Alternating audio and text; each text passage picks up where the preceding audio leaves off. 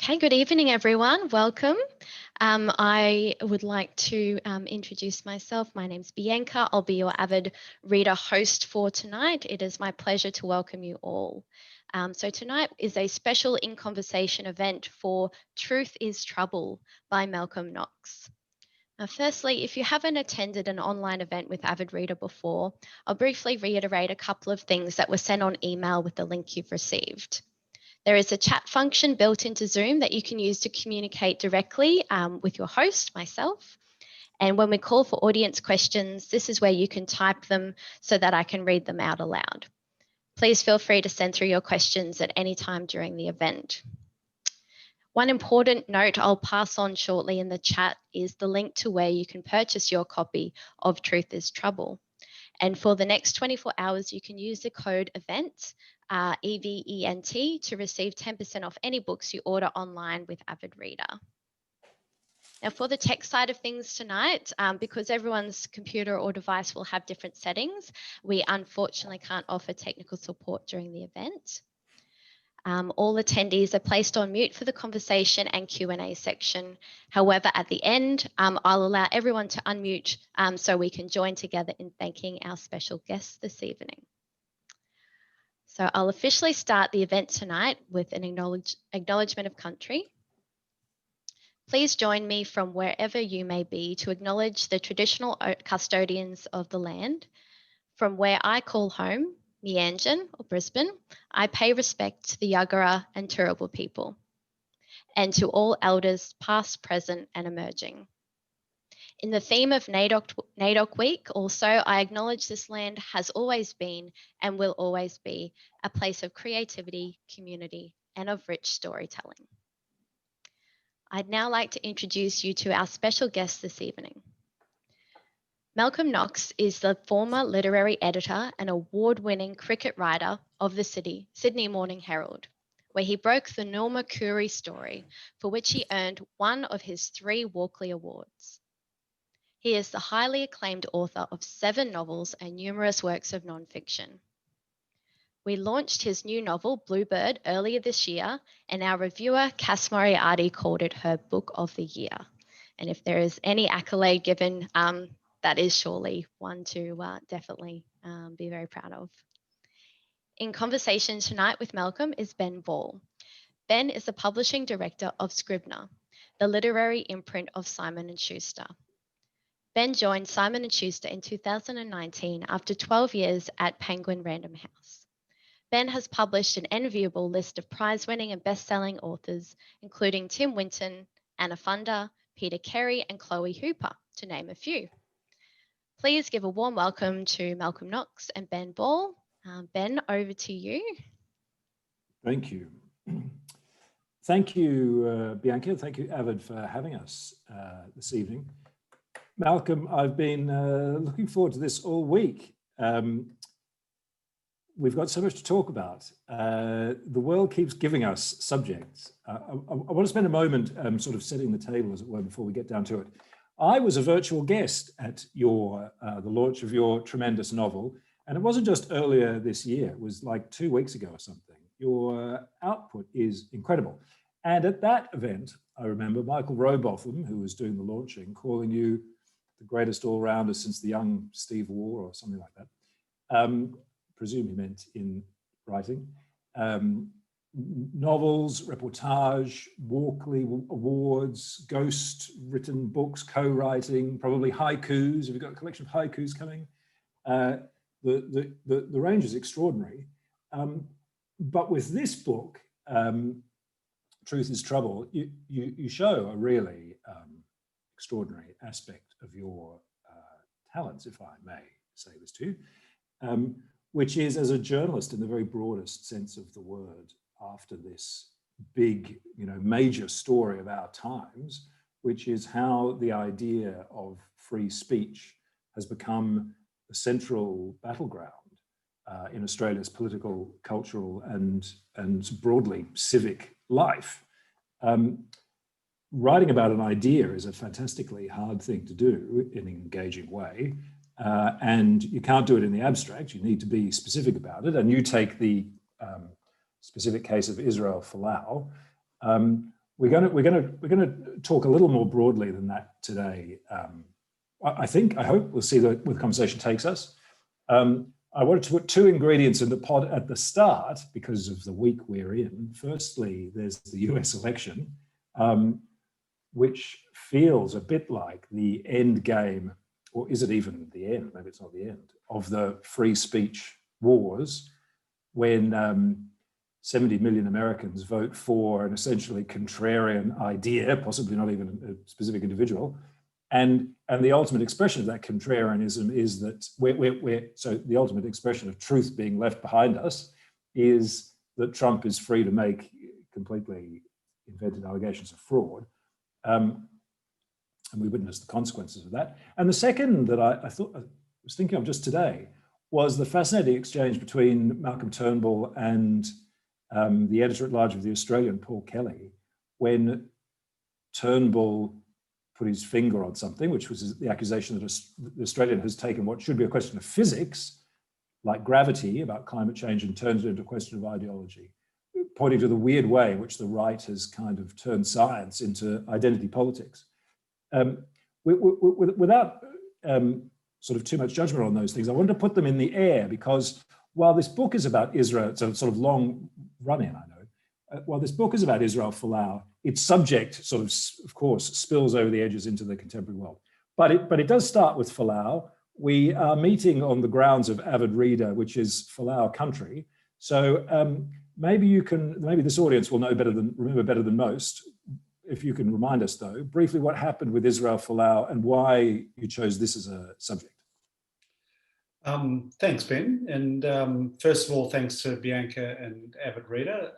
And thank you, everybody who's here, including a friend, Valerie, I can see, who's chasing her dogs out of the room at the moment. This is, for humans only, no dogs allowed. So to summarise, Israel Folau was a footballer who had played for the Brisbane Broncos and the Melbourne Storm in rugby league. He'd then gone to the AFL for a period and played for the Greater Western Sydney Giants. He landed in the Australian Rugby Union and played rugby for the Wallabies for a number of seasons. He was their highest profile, not only player, but personality, because of his achievements across rugby codes, and highest profile in a steadily shrinking world. The audience for rugby was going down at that time, which kind of made Folau disproportionately large in the rugby landscape. He had become, over the years, a firm believing Christian, and by 2017, 2018, belonged to a new church that his father, Eni Folau, had set up, called the Truth Church of Jesus Christ, based in Sydney and Brisbane. This church had certain practices and beliefs that the rest of the world wasn't particularly aware of, until in 2018, Israel responded to a social media question with the comment that gay people, if they didn't repent and turn to God and turn away from homosexuality, they were condemned to go to hell. This caused understandable upset, not only in the affected community, but at Rugby Australia itself, which had a number of sponsors, including most prominently Qantas, who were unhappy with any signals of homophobia coming out of rugby code. Folau was counselled about his posts, and he and the management of Rugby Australia, which was led by Raylene Castle at the time, came out of those meetings with we now know, quite different understandings of what he had done and what was permitted for him to keep doing. This came to a head 12 months later in May 2019 when Folau used a meme from an American pastor that conveyed the same message, that a number of sinners were going to be condemned to hell if they didn't give up their sins. And among those sins, really the only one that caused consternation, because these things were presented as life choices, was a person's sexuality. A drama unfolded where Folau was being held to account by Rugby Australia. I won't go through every blow-by-blow detail, but he ended up losing his job. He got sacked. He contested that, and over the months it was headed for what we were hoping would be a court case that might really give clarity and resolution to free speech issues in Australia. There had been other similar cases where people had lost their jobs after offensive things they had said on social media, but none had been resolved in court. So there was this long wait for clarity. It didn't come about. Folau and Rugby Australia settled out of court, and he went away and got a new contract playing rugby league in France, where he's gone pretty quiet, but still is to this day. So there's a 3-minute biography of the Israel Folau affair. And what was it about that, Malcolm, that caught your eye? Obviously, it's in part a sports story. You are in part a sports writer. But what made it appear fruitful for you to investigate further? Well, it was a way in, as you've suggested in your introduction, it was a way into free speech. The thing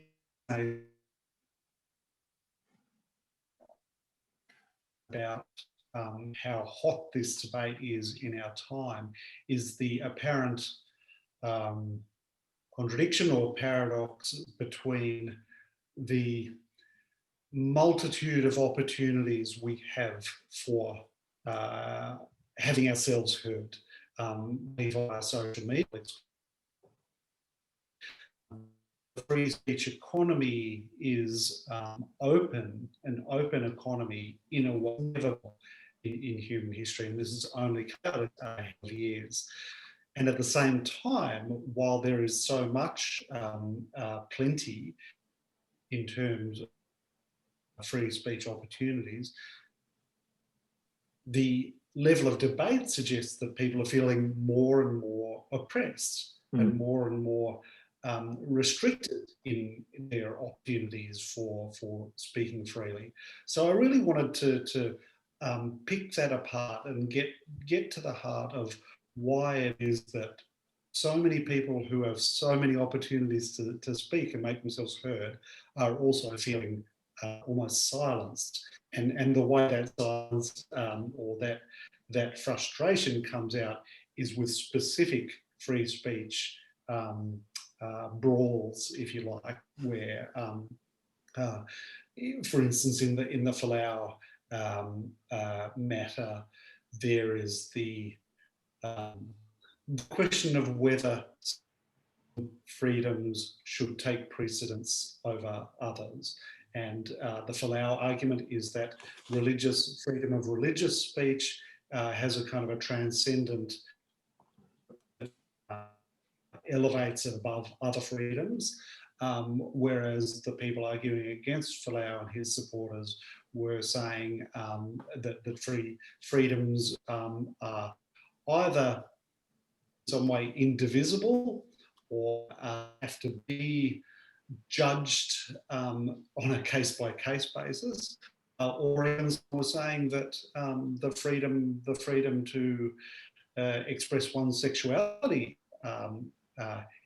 has an almost religious transcendence that Folau was claiming for his form of speech. So the way we deal with these conflicts and the way they've come to a head seems like a very important story for our times.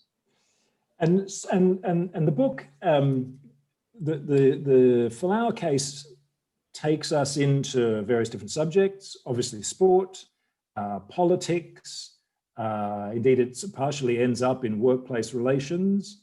It also talks about questions of race, sexuality, but the way these subjects are often discussed, the way conflicts about them arise, is over the question of free speech, isn't it? Not engaging with the substance, but an argument over the right to have a point of view, whether that view is supported or not. And so the debates have been reduced to slanging matches of belief. And although we now use weird words like I believe in climate change, belief is basically a religious concept, and the book begins in the church. What do you, is that where you, do you see in the rise of the religious right the point of origin of some of this conflict? It's really hard to answer that as a point of origin. Why I felt the religious right was a really interesting focus for this was,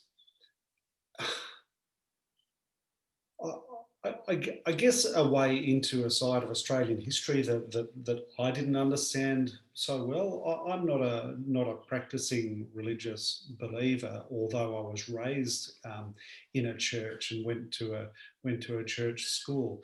And you know, I had the idea that the church, particularly those big institutional churches of both Protestantism and Catholicism, were always at the heart of Australian institutional life, and certainly the church I grew up in was one of those moderate, sensible, heart of the community kinds of churches, and you know, conflict was not part of the deal. It was about celebrating christenings, marriages, funerals. The kind of the fibre of community life that those churches took their place within. When I started to look at Folau's church, and not only Folau's church, but the other evangelical churches that have joined the fight for you know, what they call freedom of speech, it turned out that this stream, particularly in Protestantism, is not only historically prevalent in Australia, but may turn out to be the most powerful and most continuous form of religious, perhaps belief is not the right word, but religious practice in Australia. Evangelical Protestants were the strongest church in the beginnings of the Australian white colonies. They founded institutions such as the bank that became Westpac Bank, many charities such as the Benevolent Society that evolved into, you know, larger and larger institutions, and the scripture-focused, very you know, almost revolutionary attitude of the evangelical churches today had a really strong influence in 19th century white Australia. And it seems the more that I look into it, that stayed conservative in the old-fashioned sense of the word, institutional church that I grew up in was kind of an aberration of the late 20th century. Mm-hmm. And now that religious belief and observance is very much in the decline, it's really strongly in the decline in those kinds of churches, whereas it's on the way up in the more radical evangelical churches, to which our Prime Minister belongs, as well as many others. And so that split in the churches between those who want to be politically active and those who would stand out of politics has become very stark. And it's the politically motivated ones who are gaining in their followings and in their influence. And presumably social media has its role here. There, as you said earlier on, that there is people who perhaps weren't listened to in the past now have a platform to express themselves publicly. Yeah, and they're really good at social media. When I say they, perhaps the best case study of that is the Australian Christian Lobby's role in the Folau case, which was that they became the chief fundraising body for Folau's legal fight, and raised more than $2 million for Folau from the public in a matter of hours. And had to call off their fundraising because they were being embarrassed by the riches that were flowing in. These are organisations who collectively do claim credit for the coalition's win in the last federal election, and they see their position as being owed favours by government. And the thing we get to in this story is, the quid pro quo comes from the same-sex marriage debate.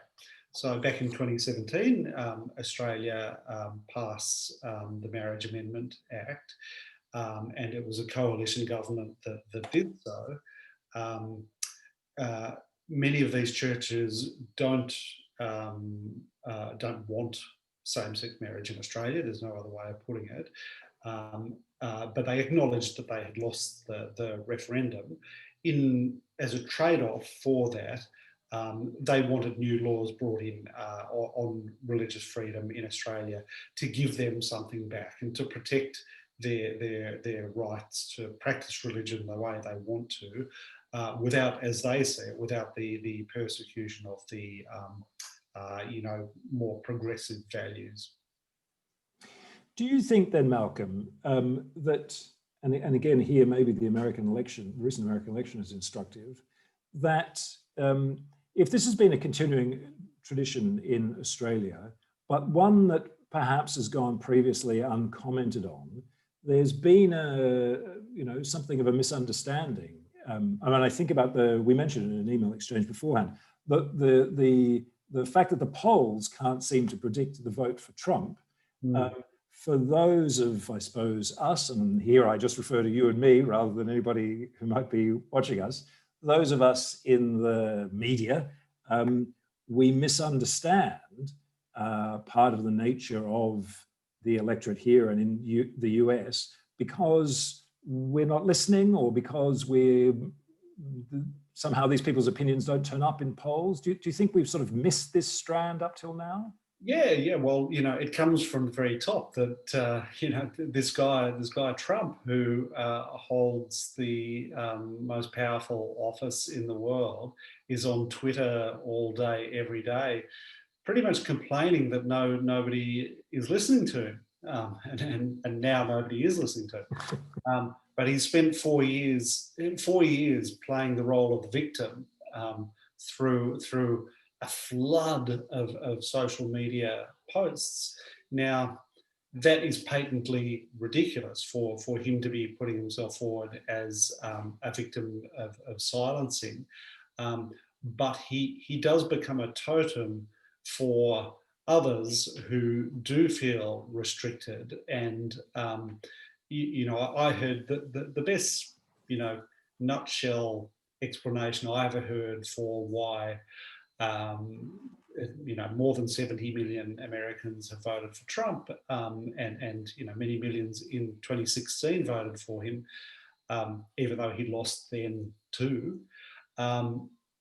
is that people aren't necessarily voting for the man. They're voting as a cultural statement. They're voting as an expression of opposition to what they see as the dominant culture of their time.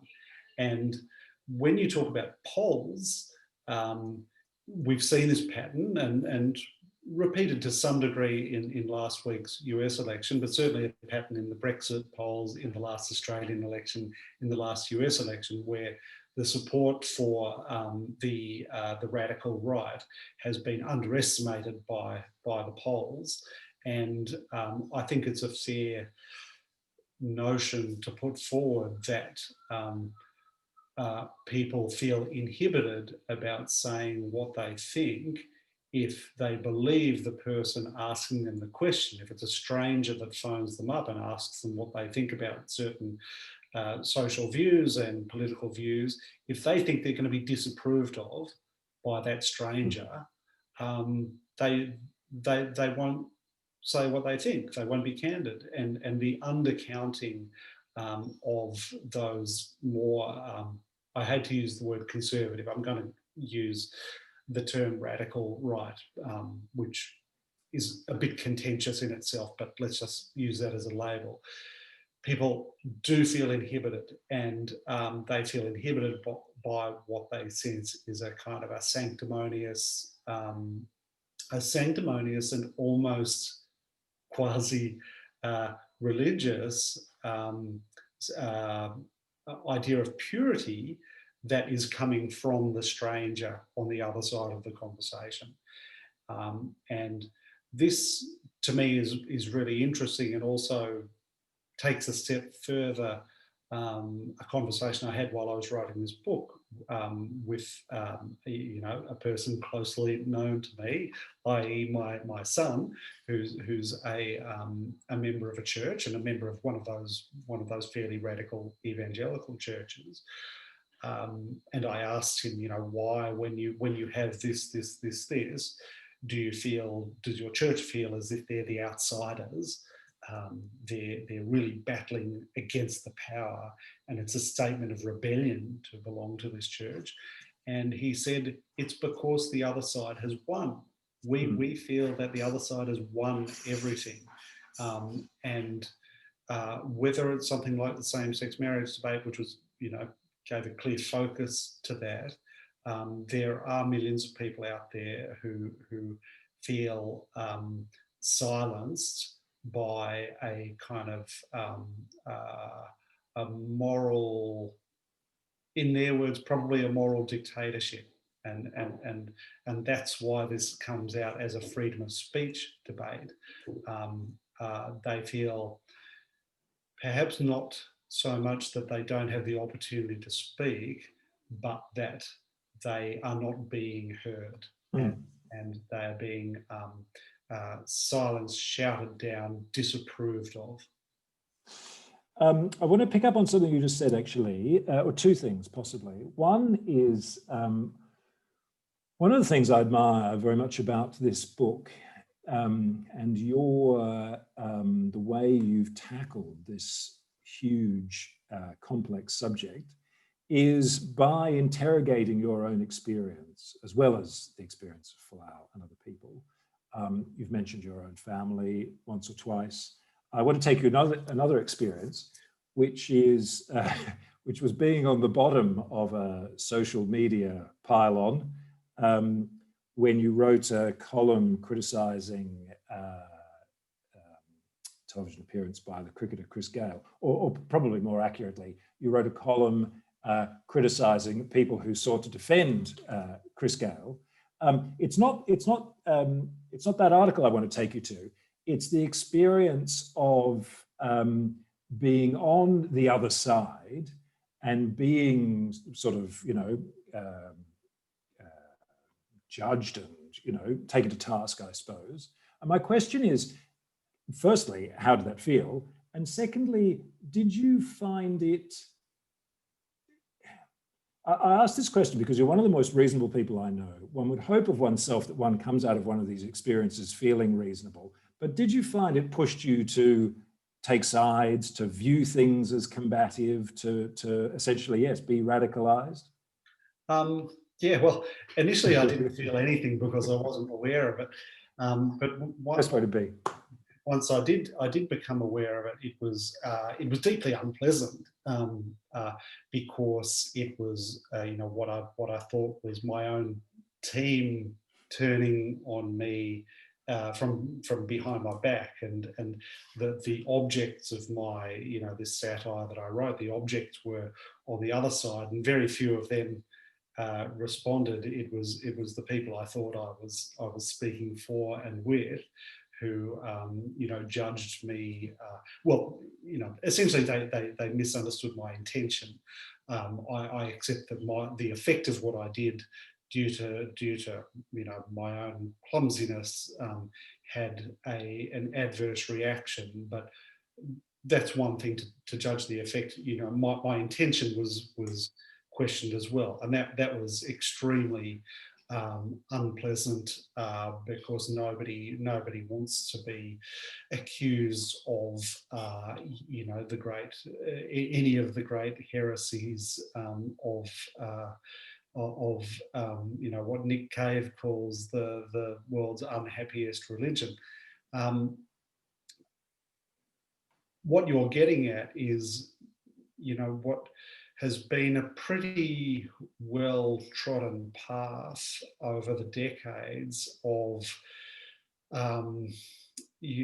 thinking people who work in the public eye over a period of time. They reach their male middle age, and suddenly the young are turning against them, and they've become the enemy, and they've become what they thought of as their own enemy. And what that does, because most of these people are middle-aged and male and starting to feel insecure about their place, and generally grumpy anyway, they get a much clearer picture of who their enemies are.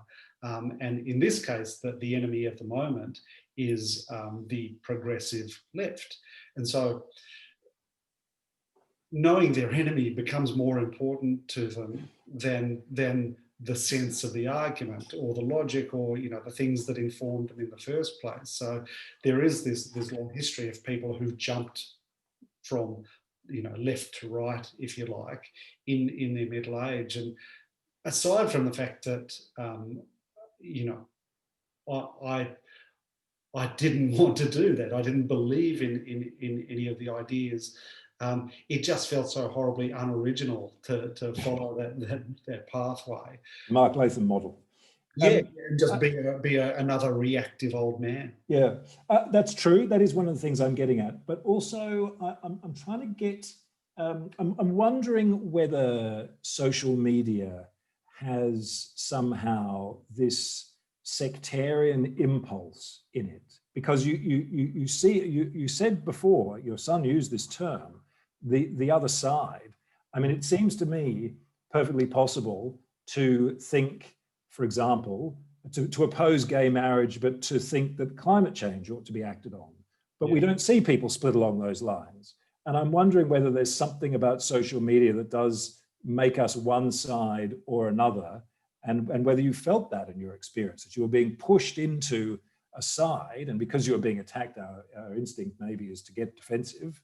Do you think that's how it works, that to sort of break us up onto these two halves? Well, there's a system of rewards that prizes extremes and prizes side picking. And I've worked for a newspaper for now 26 years, but it's only been within the last decade that we have these instant metrics of readership numbers. And what they have revealed to us is that the loudest voices, the people who do pick a side and gravitate very strongly towards one of the poles of a debate, get the most readers. And so there's all of a sudden, the incentives have changed. The incentives used to be about intelligent argument and nuance and all sorts, a whole cocktail of things. Suddenly, now that numbers could be measured so quickly, the incentive was very, very simple.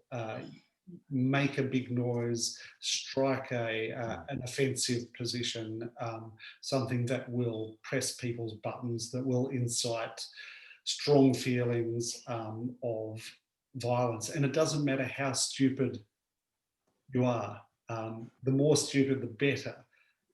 if what you're being rewarded for is the number of clicks and the number of comments and the number of hits. And you know, the most commented on pieces are often commented on by people who are calling the writer a fool. So, you know, it's in the writer's interest to be a fool, and this is reflected in the social media world more generally, where, you know, if you are rewarded for an extreme position, and hence, you know, the whole Donald Trump mode of operating in that space, which is to just throw out, you know, garbage on an hour by hour basis, because it doesn't matter that it is garbage. What matters is the number of reactions you're getting from people.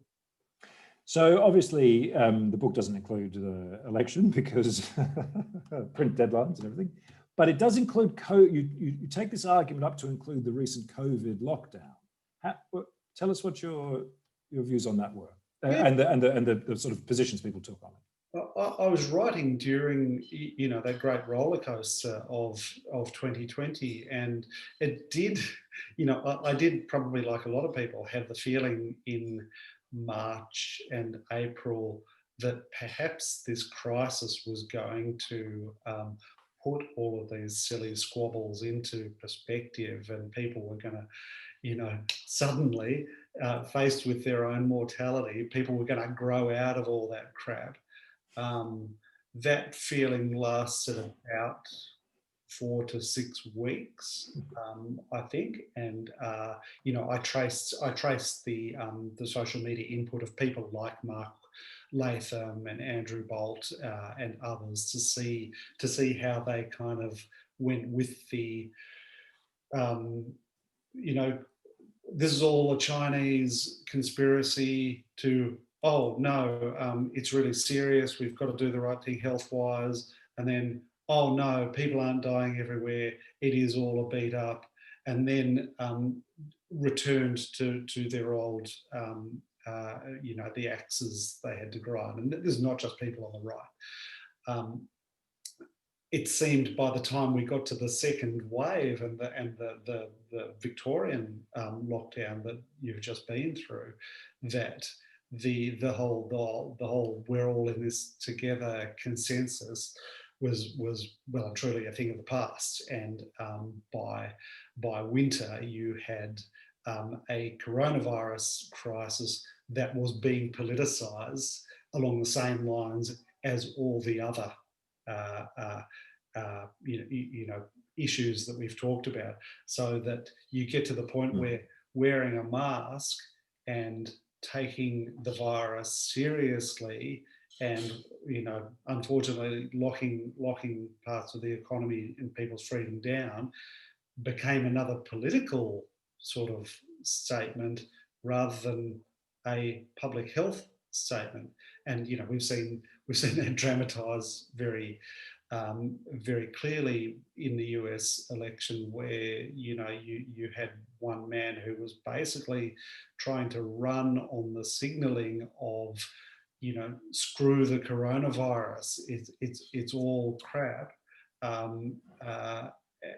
as a kind of electioneering point, which makes absolutely no sense until you realise that the same thing on a lesser scale was happening in Australia as well.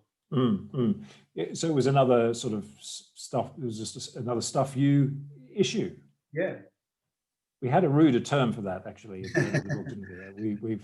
We took that out for sensibility. So Malcolm, you've taken us right down into the slough of despond. How do we get out of this? Is there any sort of backing down from this situation, re-establishment of consensus, any way to see science not as an ideological proposition, but as a sort of, you know, neutral, fact-based discipline? What do we do? Yeah, it's probably something that the next generation will be resolving. It will take that long, if indeed it is ever resolved. But you would hope that the arena of, for instance, social media, gradually evolves into a, a space where people can not accept other arguments. That's too much to hope for, and nor should people be expected to just agree with others. And even a place for civilized debate, probably not. But it's going to morph into something. It's going to morph into something different from what we have in this first decade of social media. And you would hope, given the history of different platforms of communication, that as people internalise the normality of it, the temperature around it drops. You'll remember, Ben, when we were all of us growing up in the 60s and 70s were going to turn into some sort of automaton because we watched too much TV. And the telephone was going to destroy human relationships. The computer was going to kill human creativity. There's always a fear, and there's always an extreme period in the first decades after these technologies are introduced. And while I can't sort of give you a happy ending, there are. I think history gives us room for a great deal of hope that that people will just use these tools in ways that people have grown to use tools in the past. You actually, in the book, you make the interesting observation that, and this is probably specific to Folau, I think, that people sometimes or maybe often now, use social media to say things that in the past they might have said to a small group of people, but now that you say it on a social platform, you're saying it to an almost infinite number of people. And we haven't recalibrated we haven't absorbed that distinction. Yeah. And I wondered too whether you found any hope in the fact that Twitter as a platform has begun to feel a responsibility to flag statements that seem to be false or without evidence. Yeah, I'm not too sure about that, because that is just another part of the formula, and the fact that Twitter puts a red flag on some false claim of a fraudulent election, probably gives some satisfaction to some people that, hey, the Twitter machine is calling Trump out. But I don't think that has any real effect. People who are going to believe those things are going to continue believing it, whether or not they see a sign from Twitter. From the stuff you point of view, it's just another institution to rail against, I suppose. Yeah. That wasn't quite the note I wanted to end on, but I've just noticed the time, and we do want to open up to other people to ask their questions. So Bianca, I think I now throw back to you. Yeah, we've had a couple of questions. What a timely and just fascinating discussion so far. I've been following with absolute, just going, yes, so many times where I'm just like nodding and going, I agree. So we've had a couple of questions. Anna has asked our first question for Malcolm. How do you feel, Malcolm, about the future of political discussion in the upcoming generations, the kids who are growing up with social media in their own echo chambers and are struggling with an idea of being critical thinkers? And she's added, of course, nobody knows who these social media companies account to. So really, really good question there. Thank you, Anna. Yeah, and that's the other really important incentive that social media is providing.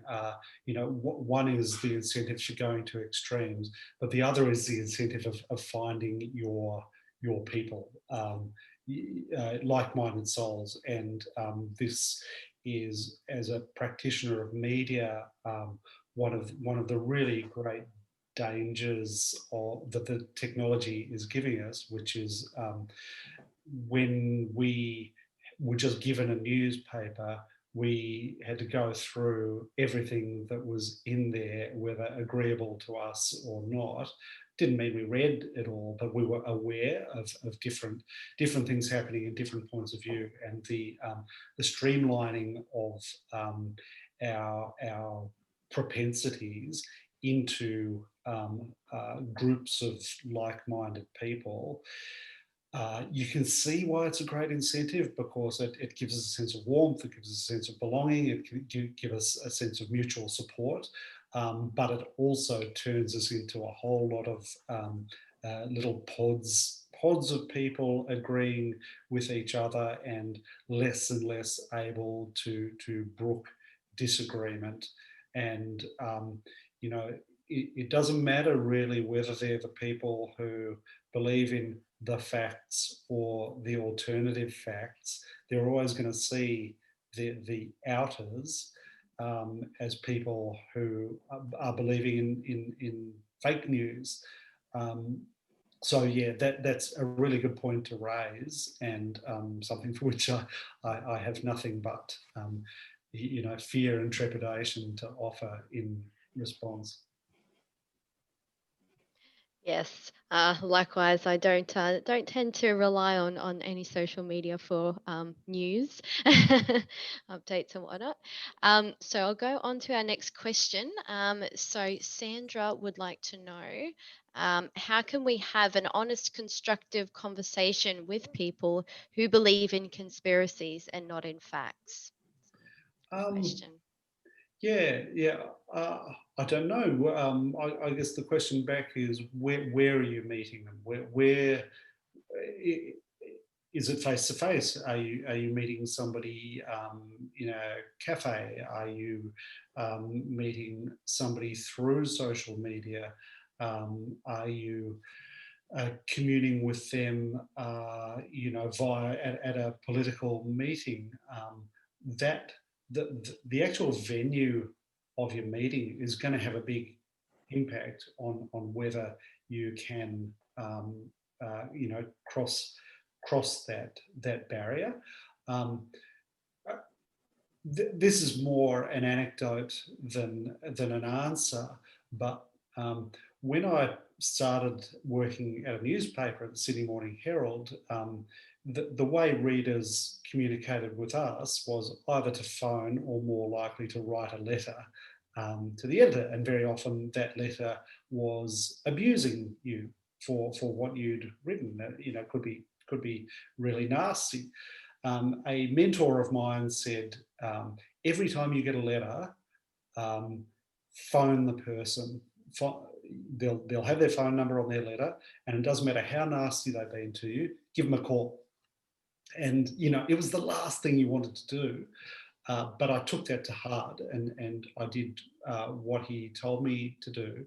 And I would say 99% of the time, you know, you pick up the phone, you call them, the phone you know, rings a few times, they answer, you say, is that Mr. Bloggs? And he says, yes, this is Joe Bloggs. And you say, it's Malcolm Knox here from the Sydney Morning Herald. I'm just calling after the letter you wrote in. The first thing Mr. Bloggs says is, oh, I hope you didn't take it too personally. I didn't really mean it that strongly. I just felt I had to say something. And so I've gone from thinking, you know, Joe Bloggs is a piece of crap, to, oh, Joe Bloggs is actually, you know, quite a nice person who's phrased himself a little bit immoderately. And he's gone from thinking I'm you know, some terrible human being, to I'm someone with the decency to phone him up and have a conversation with him. And the great, I think the biggest tragedy is too big a word, but the saddest thing about the explosion of interaction through social media has been that there's just too much of it to respond to people. And because the only way of responding to them really is just by keyboard and not voice to voice, let alone face to face, it just keeps you alienated from each other, keeps the temperature way too high, and it's a clumsy mode of communication. When we know, if we actually saw each other or spoke to each other over the telephone, we would realise there's another human being there. It's not just a handle. It's not just a voice. It's not just an anonymous body on Twitter.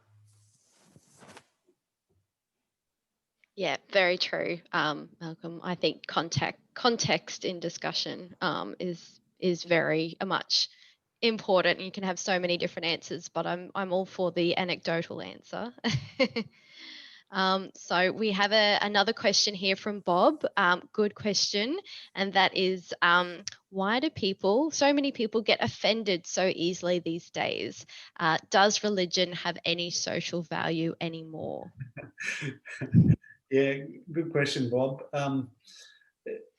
I don't think people get more offended than they used to be, but they have the means to show it in really more vivid and creative ways, and that's something that I shouldn't be too down on social media, because there are infinite benefits that we've got from social media. And one of those tools, for better or worse, is the way of using visual media as a put down, and it does make it seem that people are getting more and more angry and more offended. Like I say, I'm not entirely sure that they are, but they just have the means to do so. The role of religion in aggravating that is that what we were just talking about, the human to human communication, which across the divide is such a necessary thing. Human to human communication is what religions, it's their meat and drink. People gathering in the same place, in a church on a Sunday, shaking hands, turning from pew to pew and saying, "God be with you."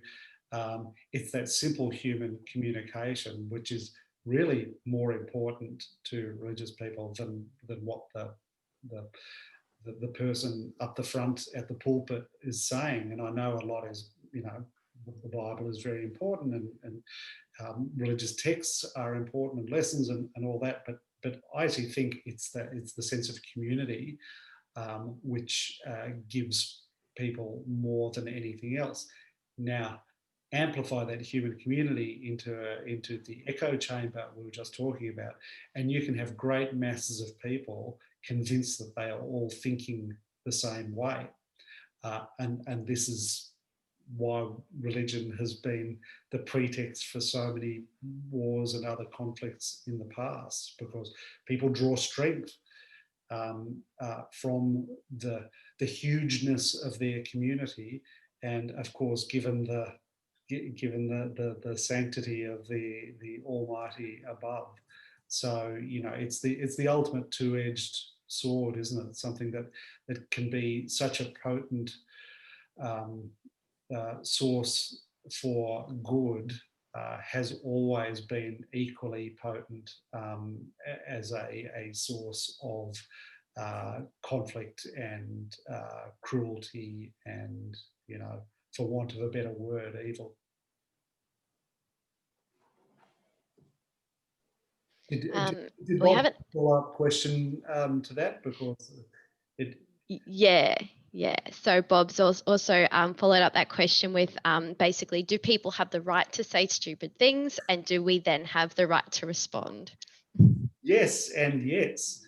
And, I think if you ask me about rights, I'm all in favour of the most liberal interpretation of rights. I think it's silly when people start to claim a right to to have their dog shit in a park, and it's my, it's my right, it's my dog's right. And then somebody else will say, it's my right to not have that shit left there because I've now walked in it.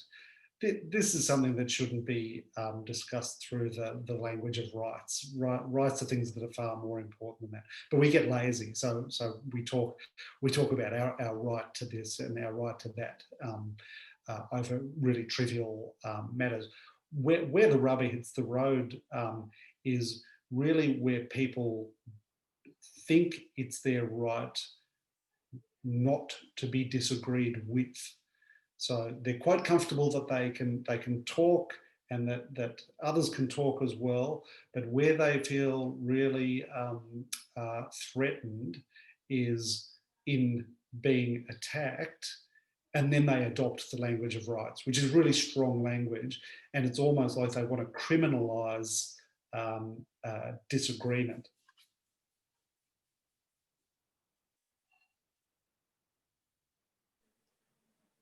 Brilliant. All right. Well, that is the end of our questions that I've received. So I'm not sure, Ben, if you had a sort of final question, or Malcolm, if you wanted to say a few words, because we've got a couple of minutes up our sleeve.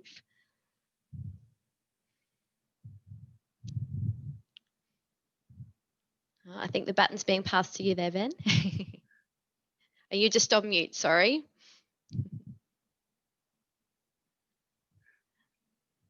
Okay, now that I was just going to say, it's a brilliant commentary on free speech, isn't it? The mute button is the other, and the NBN. These are the two factors that we haven't discussed in our free speech. I sort of wanted to. I've got like 1,000 other questions, of course, and we don't have time for them now. There are things like I wanted to ask questions about why is it up to Qantas to have a view on gay marriage? Why does the AFL need to get involved? Like, what's going on when corporations have values, and maybe it's because politicians don't, and all those sorts of things. But of course, these open up other hour-long discussions that are for another time. So I just wanted to conclude by saying thank you, Malcolm, for writing this book and giving us so many ways into these complex thoughts. That, if I can anticipate the question that you didn't quite have time to ask, is that on a lot of these issues, I feel very ambivalent, and I'm this side and on that side, and I can't really hold a particularly strong view because I can see the complexity and I can see the other points of view.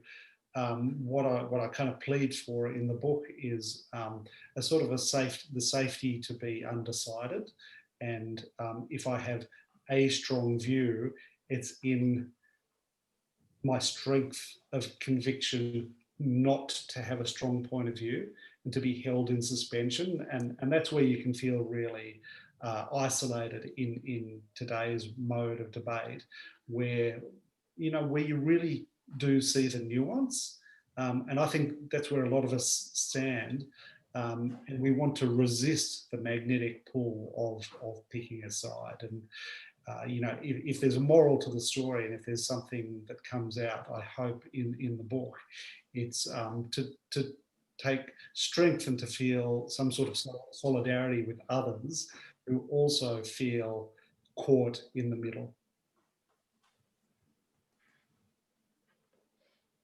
Oh, that's a perfect way, I think, to close off the discussion. Yep, I'll just sort of allow everyone to unmute themselves in a moment. But first of all, before we go, I just wanted to say how immensely grateful I am to be part of this and to host this discussion this evening. And thank you very much, Malcolm. And it's been a pleasure to meet you both. Ben, thank you for asking some wonderful questions tonight as well.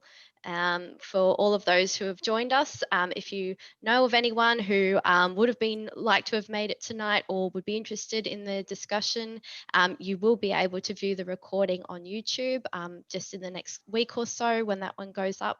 It has been recorded.